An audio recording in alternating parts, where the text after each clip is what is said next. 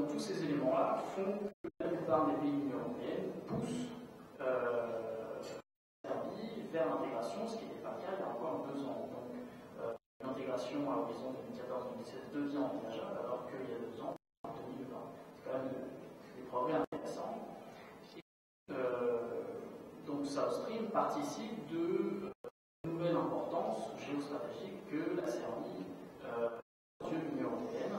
Et lorsque la Serbie intégrera l'Union européenne, eh bien, dans la corbeille de la mariée, il y aura South Stream. Et donc, alors évidemment, ce n'est pas l'argument clé qui fera avancer les négociations, ou pas, mais c'est quelque chose qui compte. Et je conclue une phrase, c'est frappant de voir cette évolution rapide et récente de la Serbie. Surtout quand on compare à l'évolution inverse et malheureusement de la Bosnie-Herzégovine qui sera probablement le dernier de l'Europe, y compris sur le plan énergétique. Je vous remercie. Merci Loïc pour cet exposé extrêmement et intéressant sur la situation serbe. Très éclairant aussi, je dois dire.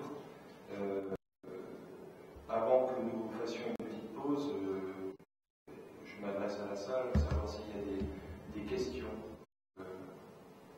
Oui.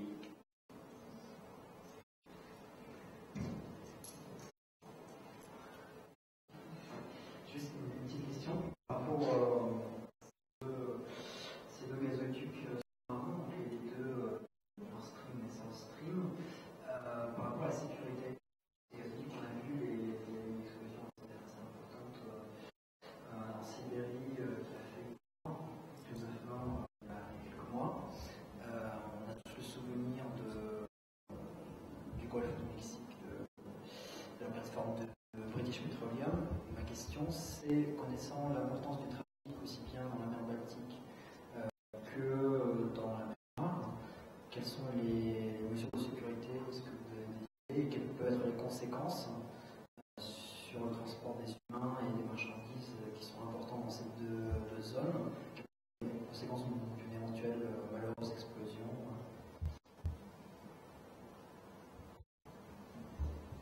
Je n'ai pas d'informations particulières sur le sujet, je m'en remets à la compétence des ingénieurs russes, italiens et de tous ceux qui participent à la construction du gazoduc, notamment sous la mer Noire dans les ruptures.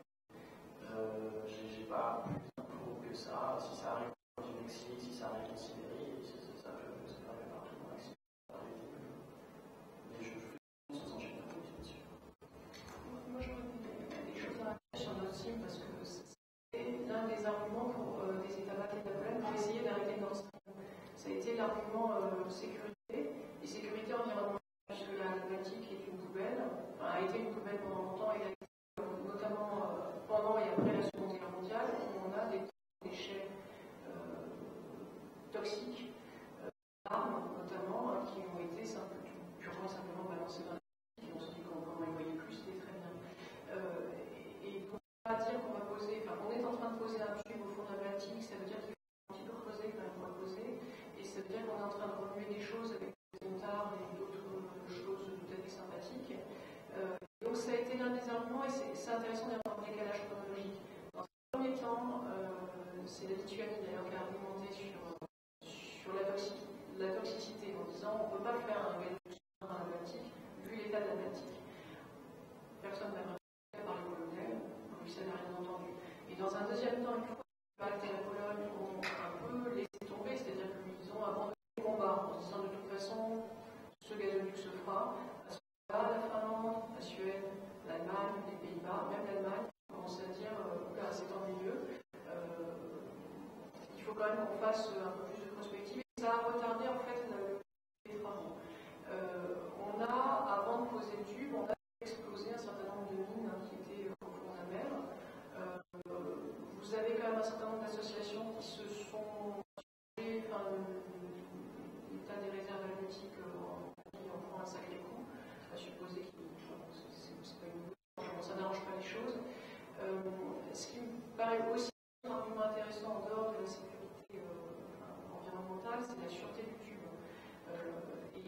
aussi, il s'est quand même passé des choses intéressantes, c'est-à-dire qu'au moment où on a commencé la construction du tube, Vladimir Poutine en personne est venu, enfin, Medvedev est venu pour l'inauguration quand on a posé les lignes sur le tube sous-marin.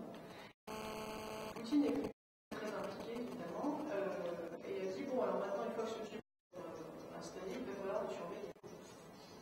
Là, on est sur un autre domaine, qui est vraiment de la sûreté de sécurité militaire, mais nous, la Russie, allons surveiller. On a besoin de personne, donc allons le faire. Vous ajoutez à ça la vente des fameux Mistral qui ont projeté la France et la Russie. On ne savait pas très bien ce qu'on allait faire de ces porte-avions. Les bases, on en parlait en disant pour nous. Alors, bon, je sais qu'on a bien voir, il y en a d'autres pour nous. Enfin, on ne sait pas très bien ce qu'ils vont faire de porte-avions. Mais les bases, il y a quand même une grosse angoisse. On va surveiller le tube, on va surveiller. C'est possible. Relation avec les pays voisins, ce sont différents. À votre avis, qu'est-ce qui peut se passer dans les relations gaz, diffusion de gaz, entre la Serbie et Kosovo? C'est clair que les relations favorables de Monténégro et de Bosnie, c'est une question, et avec la Russie, ce sont des grands problèmes. Si c'est possible. Merci. À moyen terme, je ne vois pas comment il pourrait y avoir un accord à partir de ce stream vers le Kosovo. Il est question de faire un petit raccordement vers la République Srpska, qui est la République serbe de Bosnie. Monténégro, ça ne pose pas de problème non plus. Mais je crois que pour le Kosovo, de toute façon, il ne se passera rien avant que les dirigeants serbes et albanais du Kosovo ne discutent entre eux, et ça, il ne faut pas l'attendre avant quelques mois. Donc, on ne peut rien exclure. On ne peut pas exclure que si ça se passe très bien, on décide que un jour on décide que on va faire un petit raccordement parce qu'au Kosovo il n'y a rien et qu'il y a des coupes encore d'électricité fréquentes. Mais ça, je dirais que ce sera la conséquence de grandes discussions sous l'égide de l'Union européenne et des États-Unis, à supposer que les Albanais veulent bien discuter. Ce qui aujourd'hui n'est pas le cas, puisque c'est pas trop vraiment. Merci.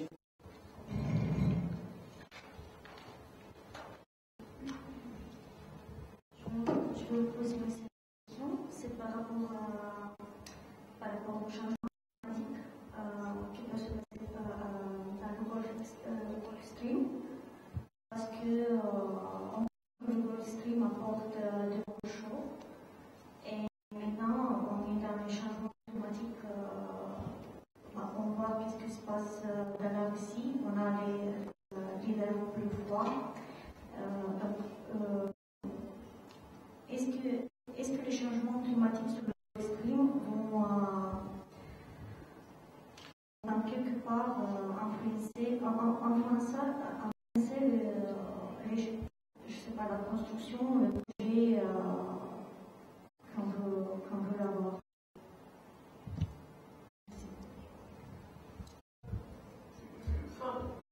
Ce sera plutôt évoqué demain matin, je pense.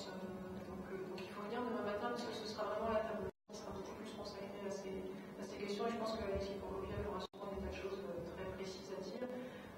À la marge, comme je travaille plus sur le nord, donc je suis plutôt baltique et puis grand nord russe, les projets qui sont à la fois positifs et négatifs, c'est-à-dire ouverture du point maritime serbe, possibilité d'exploiter plus facilement certaines réserves en hydrocarbures qui sont pour le moment quasi inaccessibles, extrêmement coûteux parce que sous la glace. Il y a aussi l'aspect catastrophique, mais ça je pense que Alexis en parlera très bien. La mer qui disparaît, c'est des grains de aussi très